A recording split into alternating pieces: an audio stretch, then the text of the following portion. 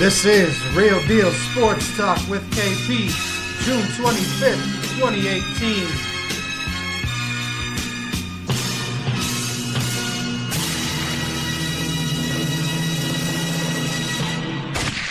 Mr. Green. I'm found to be the nicest. On the mic it with rhyme writing. My mind states gone cipher, divine righteous. This is the sound of refinement. Extra time spent on every line written. You can hear the difference when I'm rhyming. The barbarian rap writings like Clash of the Titans. I wield the pen like Poseidon holding the golden triton. On the mic I strike faster than vipers and flashes of bolts of lightning. My poetry will leave the Pope enlightened. Whack rappers is past time. You paid the Pied Piper as the price just skyrocket. I stand to make a profit. I rap circles and spirals above your favorite artist, like an identifiable flying object with balls so far over your head. I'm honest to be rhyming in high orbit. If I dumb the metaphors down, you think the sky was falling. Rappers' arms too short to shadow box with the lords in the pantheon of rap. I'm the high exalted, the new God flow. Prepare your offering. I treat the booth like the synagogue, cause the mic's my calling. I should congregate a following, although agnostic. You felt the flow was God sent, further personifying my Messiah complex.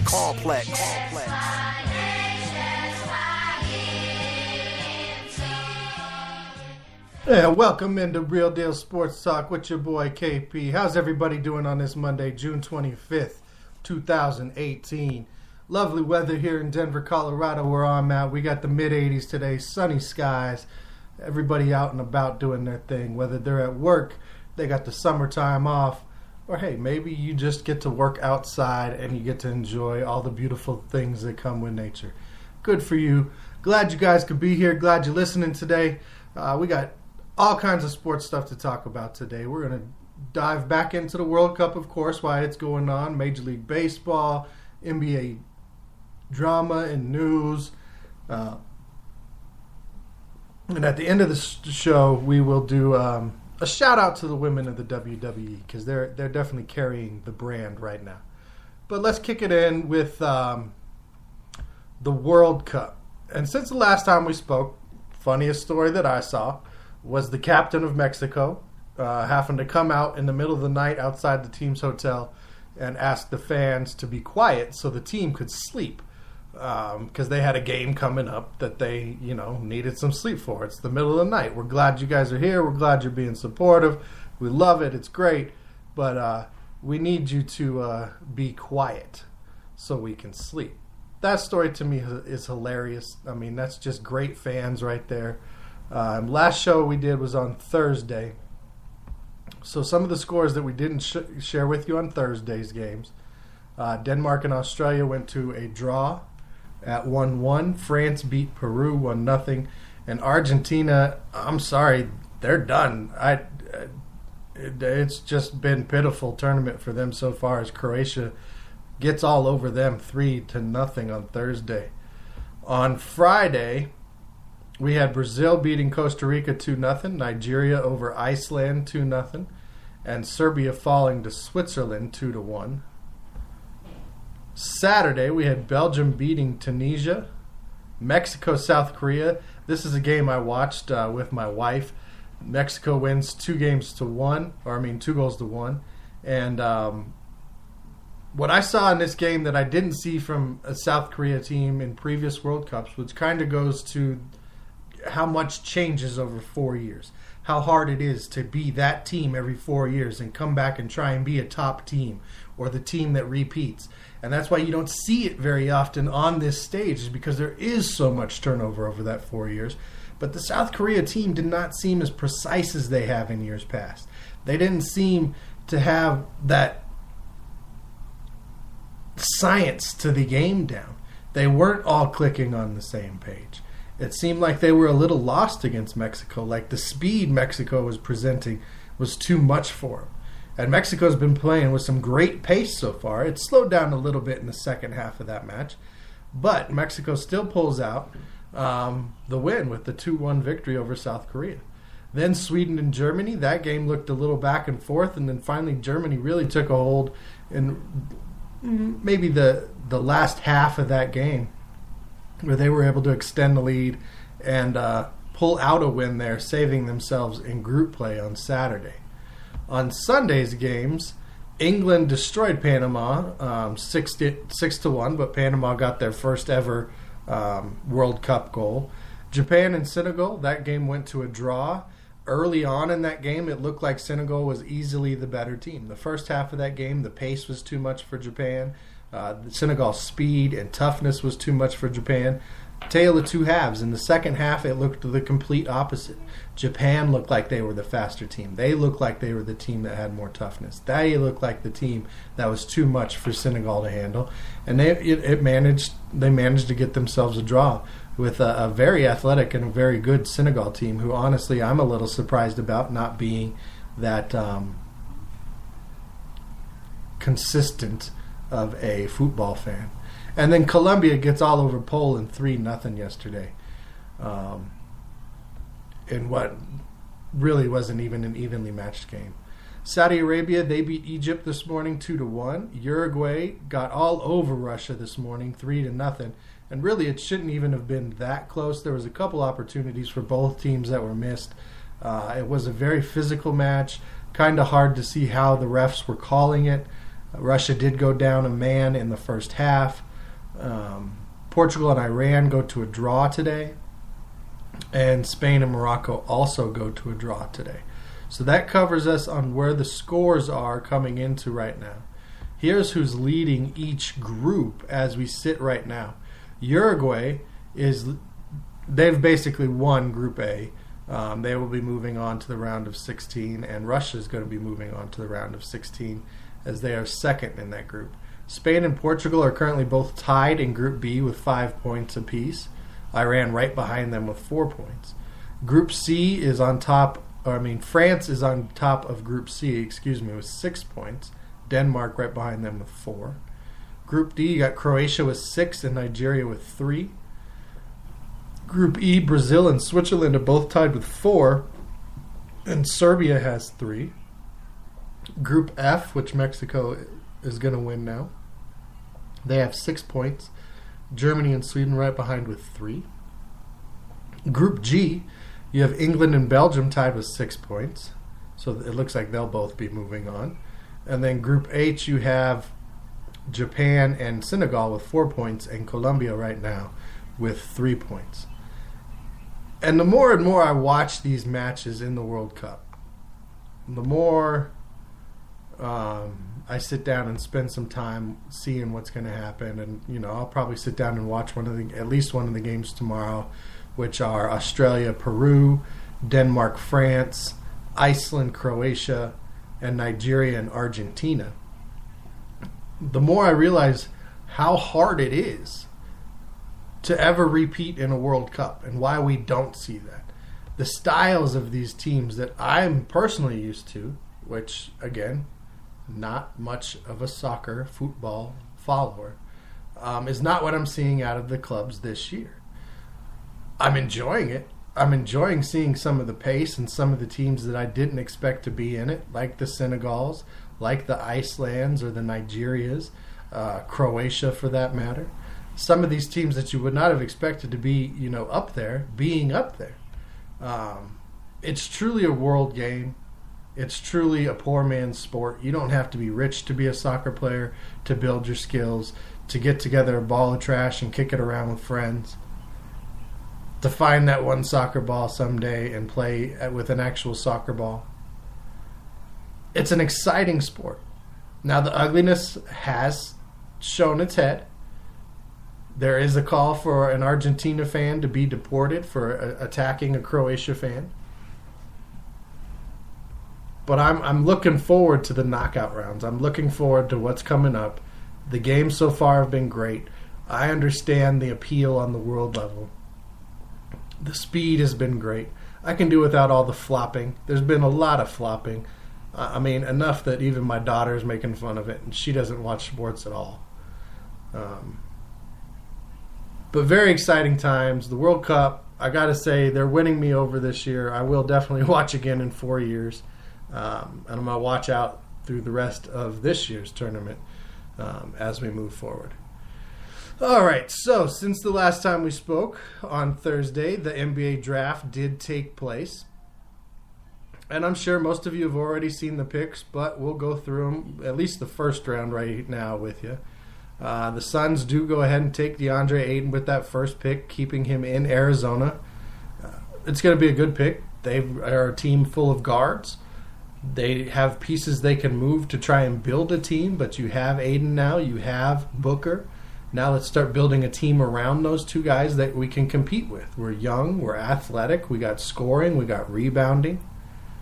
We need to build some defense. I like that pick for them. Marvin Bagley III goes second to Sacramento. Sacramento is one of the first teams I would cut in the NBA if we were cutting teams. So great, Sacramento, you got another guy that in a couple of years you're going to ship off to another team so he can play well. Third pick, Luka Doncic to Atlanta, who was then traded to Dallas for Trae Young. And I believe next year's first round pick. Number 4, Jaren Jackson Jr. from Michigan State goes to the Grizzlies. Trae Young was selected by Dallas out of Oklahoma. Mohamed Bamba, out of the center out of Texas, goes to Orlando. I like that pick for them. They need to start finding guys they can build a team around and not just guys that will fill out a roster.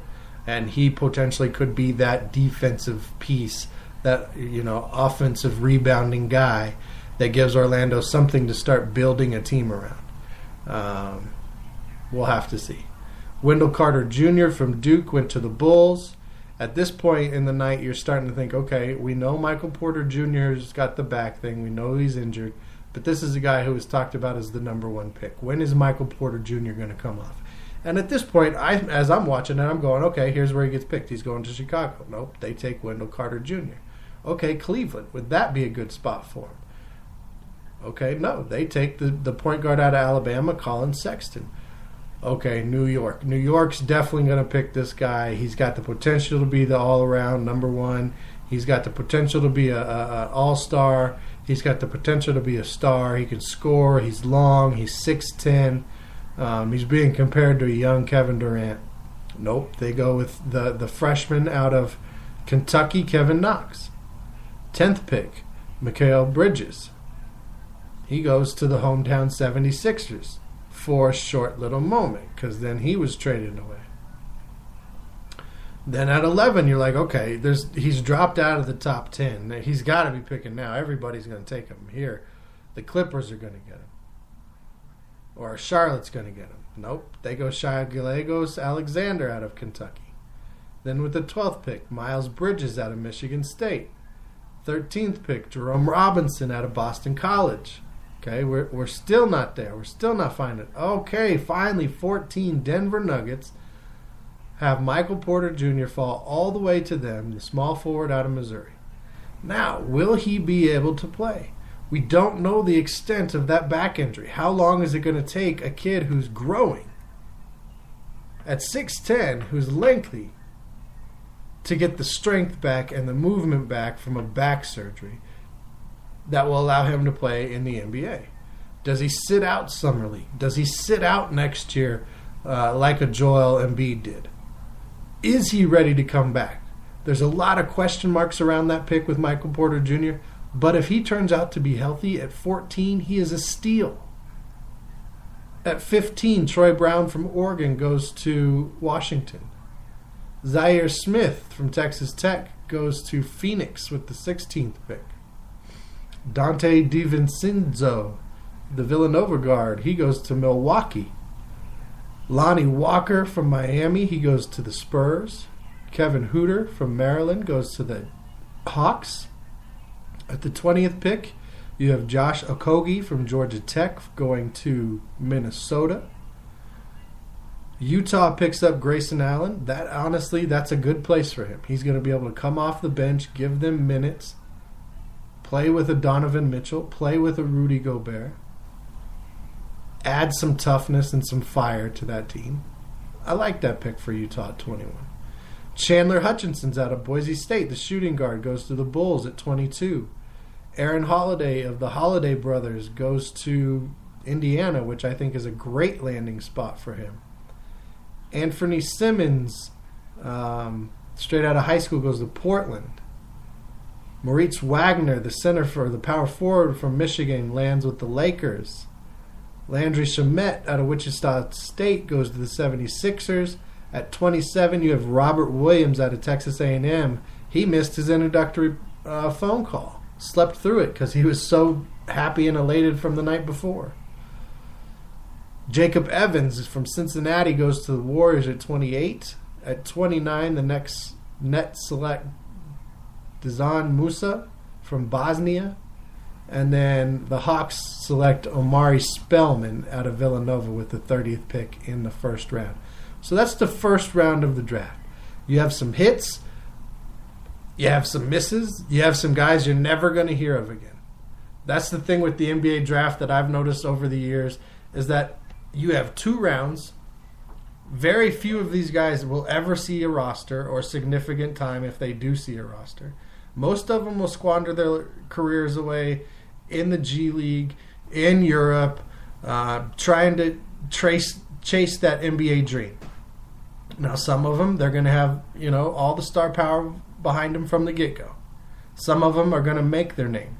Guys in the second round we didn't talk about are going to become the big-time players out of this draft. I think it's probably a really good thing they only have the 2 rounds in the NBA draft because I don't know what they would do if you went on further rounds. These guys don't play. You only have 12-man rosters. There's nowhere for most of these guys to be. They do need more developmental leagues. It'd be great if LeVar Ball's league, the JBL, took off. It'd be great if they made the G League a full season and paid these guys, minor league contracts. Same thing for the NFL, for that matter. They need something like that. Other NBA news coming out. The Nuggets have reached an agreement with the Joker. 5 years, $146 million on that max extension for Nikola Jokic and the Denver Nuggets.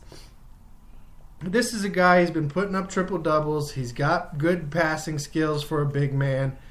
He can definitely develop more in his post game. He likes to spread the court a little bit and come out of the lane to play offense. He has no problem shooting a 3. He can rebound. I'd like to see a little more edge to him. A little bit less of throwing your hands up in the air as the big man. Yes, you get pounded on. I've seen this guy get pounded on at games and not get any calls. But now you've got this 5-year, $146 million. You've got that security. You've got a couple guys around you. You've got a Gary Harris. You've got a Jamal Murray. You were a game out of the playoffs last year. You're bringing in a Michael Porter Jr. There might be some other moves made still throughout the offseason. It's time for Nikola Jokic to become the leader of this team, the de facto guy. If he's got LeBron James praising his skills, if he's starting to get some buzz around the league, he needs to now step up, become the ipso de facto guy, or however that saying goes, and take the Nuggets to the next level. Make them that 5th, 6th, 4th seed, maybe 3rd seed in the West behind a Golden State and a Houston. Dwayne Wade, he wants to be an owner when it's all said and done. He'd love to be the part of the new ownership group for the Seattle Supersonics. I think Seattle deserves to have that team back. I don't think they ever should have left Seattle for OKC. They had a great fan base up there. Now, Dwayne Wade's net worth, he has made over $200 million in his career. But expenses and, living life, his estimated net worth is between $95 and $115 million. So obviously, if he's going to be an owner, it's going to be part of a group. He's not going to be the majority stakeholder at first. Maybe he gets there. Maybe the Banana Boat crew all gets together and buys a team when they retire. LeBron and D. Wade and Melo and Chris Paul, maybe these guys that are all friends, they get together and they change up the game by having an ownership group that way. I could see it. There's been rumblings that maybe LeBron would like to get into ownership. And Dwayne, he's a little older than them. He's a couple years older than these guys. He had been at Marquette for a couple more years when LeBron was coming out of high school and Melo was coming out after 1 year at Syracuse. So he's a little bit closer probably in his mind to retirement, than some of these other guys are. But I like the idea. I like where his head's at. I like that he's looking forward and he's making plans for after he's playing. What is he going to do in retirement when he's not even yet 40 years old? Still a young man. Well, how great would it be to revitalize an entire Pacific Northwest with a basketball team and bring the Sonics back? Now, I don't think you can add just one team and have 31 teams. I think if there's going to be an expansion, you're going to have to do 2 teams. You're going to have to expand to 32. Or you're going to find a team that's leaving their market to go join the Seattle market, such as Sacramento. I could see them being a good team to relocate to Seattle. Especially since they're not going to get the draw in Northern California right now against Golden State. So it would be a good opportunity for them to get a cash grab one, reestablish their team, and maybe, who knows, with the right ownership group, get some free agents to come up there, and all of a sudden you turn things around quickly. So I like that. We'll see where that story goes. Melo got his money. Speaking of the Banana Boat crew, he re-upped with OKC, did not take his player option to opt out and hit free agency, which I don't blame him. He's not going to get close to $20 million, $29 million on the free agent market. That's not the player he is anymore. He needs to be one of the guys and not the guy. He needs an all-star point guard who's looking to pass first and set guys up, and who's not a score-first point guard. So I don't expect great things out of OKC. Now, maybe Paul George stays. Maybe this affects some of these other stars in free agency next year and makes all of this fuss that we're making this year about free agency in the NBA go away until next year, when there's going to be a huge 2019 free agency class. We could see Paul George in there. We could see Carmelo in there. We could see LeBron in there. We could see Kawhi in there. All these names we're hearing about changing teams and doing something this offseason. Well, the Spurs aren't trading Kawhi to a Western Conference team. They're not going to face him that many times. They're not going to have him keep them out of the playoffs. They're not going to face him in the playoffs. They're not going to help him that way. They will ship him to the East. He's already made it clear that he's not re-signing with anybody except an LA team. More than likely the Lakers. So what does it mean for these other stars? Does George go, okay, well, looking at the landscape of things, I can wait one more year to become a free agent. I don't need to opt out. I can just re-sign, for a 1-and-1. I'll sign for one more year with OKC with a player option on the second year. Does Kawhi get moved to the East? Does he end up in a Cleveland or a Boston or a Philly? Or with the Knicks? Something like that. Miami. DeMarcus Cousins. Where's he going to end up? Does he become somebody's plan B? Is he part of somebody's plan A that we don't know about? Could he be the guy that helps in Cleveland or LA? Does he stay with Anthony Davis in New Orleans? What are the Lakers going to do if they don't get all of these players? Are they waiting for 2019? Have we taken all of this talk about all of the stuff that can happen in the NBA and the what-ifs and the drama and the storylines and just created a world that doesn't exist? Because we like the drama. We feed off that drama. It feels so good to have the excitement and be able to boo and cheer and talk about the what-if scenarios. OKC, do they keep their guys? Do they make some trades? Can they extend some people? Westbrook's contract is going to be up in the next few seasons. And what happens with the Spurs? Stories are out there that Pop's only going to coach through 2020. That team is clearly in a rebuild mode. If you lose Kawhi, you're not building a team around LaMarcus Aldridge. So what happens there in the offseason? Does Houston re-sign Chris Paul and get one more piece to help combat a Golden State? Where does Klay Thompson go? Does he re-sign or re-up? Does Kevin Durant pull the wool over everybody's eyes and leave Golden State and team up with a LeBron James? I'm saying there's so much that could still happen and or not happen.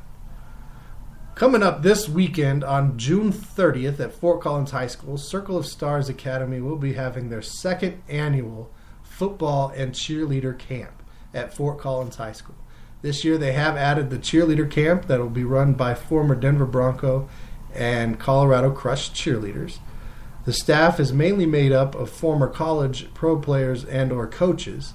It's going to be a great time. If you haven't signed up yet, if you're interested in signing up, space is limited, so you might not have a chance anymore. But there are other camps coming up in the region, so check out circleofstarsacademy.com so you can check up on all of the things they have going on and or donate to help the cause. As this is an organization that works with kids, they help get them ready for the skills they need on and off the field moving forward in life. Major League Baseball. It's been a couple shows since we've checked in on the Major League Baseball side of things, so let's go ahead and tell you where everybody's at there. Buchholz has been placed on the DL by the Diamondbacks. They've activated Miller. Beckham is back for the O's after 2 months out for a groin. Sanchez is on the DL for the Yankees, out for 3 to 4 weeks. Dodgers the other night hit 7 solo home runs in a win, tying the Major League mark for the most solo home runs in a game. So there's been some stuff going on. There's always some stuff. Let's see what the standings are, if anything's really changed as far as who's doing what. The Yankees and Red Sox, they're still running the East there. They're tied right now atop of the East, even though the Red Sox have 2 more wins in the win column. They have played 4 more games than the Yankees. Cleveland is starting to pull away with the Central. Houston is starting to pull away in the West from Seattle, who is now finding themselves 4.5 games back. Braves are sitting strong on top of the NL East. Milwaukee and Chicago are fighting it out in the Central. And Arizona has opened up a nice, they're only 2.5 up on the Dodgers, but they're now 6.5 up on the Rockies, who just can't get out of their own way. Stats leaders, you got Altuve and Jeanette leading each league in batting average. Harper and Trout leading each league in home runs. Story and Martinez leading each league in RBIs. Scherzer and Kluber leading each league in wins. DeGrom and Verlander in ERA. Doolittle and Diaz in saves. And Kane and Trout in wins above replacement. This week, Hank Aaron was asked about what he feels about, or what he thinks about, and what he feels about the anthem stance and protesting not going to the White House. And he in a very Hank Aaron way said, you know what, there's nobody at the White House that I want to meet. Putting his normally out of the political world opinion out there. Years past, you would not have heard Hank Aaron or some of these other baseball greats share their opinion on political issues. It didn't happen. Just like you didn't hear guys like Michael Jordan or Magic Johnson speaking out. Now, Kareem Abdul-Jabbar, we all know he did. But you didn't hear it from baseball guys. You didn't hear it from hockey guys. You didn't hear it from basketball guys. You're starting to hear it a lot more from NFL players. And really a lot more of these guys need to stand up, use their voice, use their platform, and give their opinion. They are every bit a part of this as we are. So I salute Hank Aaron. I've always supported Hank Aaron and liked where he stood on most things. But for him to take this stance, put his opinion out there on a hot button topic, congratulations, sir. Much respect. The NFL says not so fast to Laurent Duvernay-Tardif, MD. He's an offensive lineman for the Kansas City Chiefs, and he earned his medical degree in this offseason, and he petitioned the NFL to have the MD added to the back of his jersey. And the NFL, rightfully so in my opinion, said no. We reject your request to have the MD on there. MD is not part of your name. That is part of your title. It's an awesome title. It's a title you worked very hard. It's a title that you earned and you deserve. But it is, we are not in the market, we're not in the practice of putting titles and or nicknames or other things on the back of an NFL jersey. So, if Tardif wants to go out and legally change his name to MD since he earned that title so that he can have the MD like a junior or a third or whatever on the back of his jersey, then maybe the NFL reconsiders. Because at that point, you're not putting somebody's title on there. You're not putting somebody else's outside business. You're putting somebody's name on there. Excuse me. So I can see a lot of people are going to have a problem with this. Why won't the NFL, the No Fun League, just let him have his name on his jersey? Well, it's very clear to me. Because that's not his name. Real talk. That's a title. It doesn't say Mr. Johnson or Mr. Elway or Mr. Sanders or Mr. Keenum on the back of jerseys for your title. So MD, PhD, those things do not get to go on the jerseys. NFL fans, you can rejoice. Gene Steratore has retired. He is the fourth ref so far this offseason to retire, which is a little concerning because we don't know now what we're going to get out of these new guys who are replacing them. But what we do know is that we're not going to have the same botched calls out of this official that we have continued to have over the years.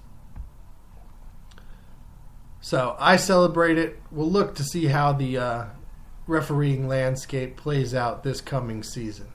And last thing I want to get to, shout out to the women of the WWE.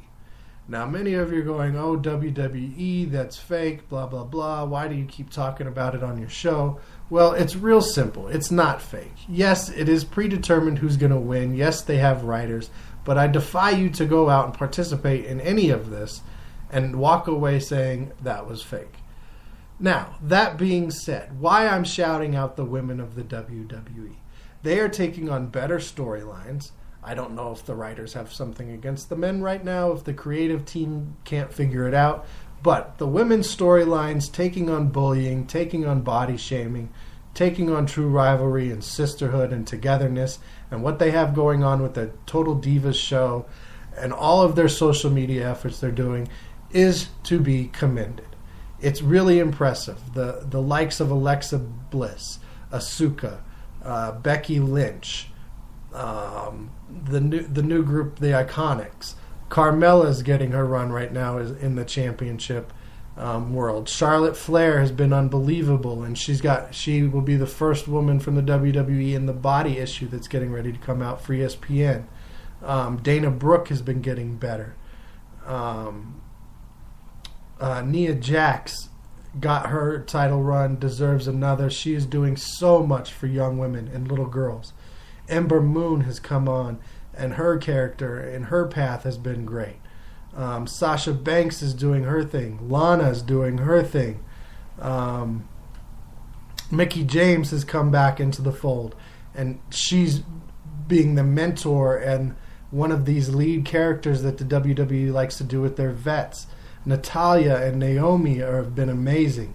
The Bellas are coming back around. The Iconic, I'm not really into their characters, but they are very popular right now. Paige as the new SmackDown Live manager, general manager, her character's been great. I'm glad they found a role for her. Ronda Rousey's working out a little bit better than I thought she would. Sonya Deville is coming on better than she has. I haven't seen Tamina in a while, but shout out to all of the women in the WWE for doing your thing, for holding down that roster, for breaking ground in the body issue, for making the shows watchable. Both brands are better because of you. It could use better SmackDown storylines. Maybe the groups need to be intermingled a little better and stop having the two brands. Maybe that's what will fix the men's side, is having more competition, being able to mix in more guys and still bring back that main rival every fifth or sixth match instead of every other match. Who knows? Maybe they need to do more cross-brand matches. But something needs to happen. Sorry, Carmella, but you shouldn't be the SmackDown Women's Champion right now. Your physical skills aren't quite up on the par with some of these other women. Your character might be the chinless wonder who's helping you out. You guys are a great storyline right now because so many people are mad that you're successful. So congratulations to you for that. You are earning your keep. You're doing your thing. And until next time, you know how we do. Just be real.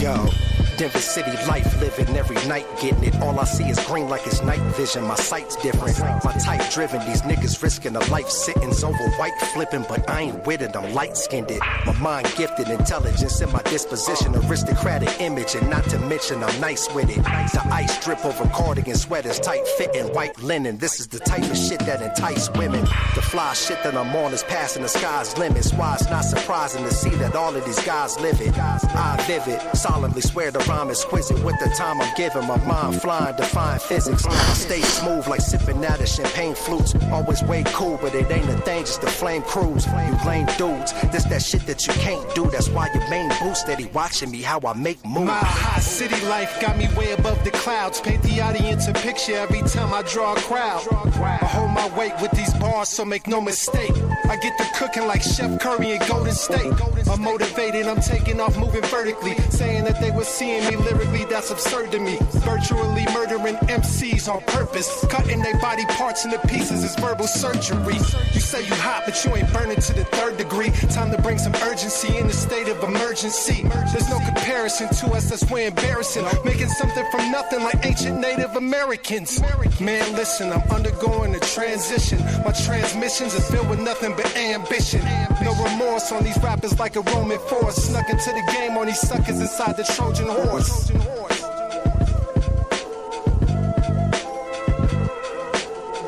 No remorse on these rappers like a Roman force. Snuck into the game on these suckers inside the Trojan horse.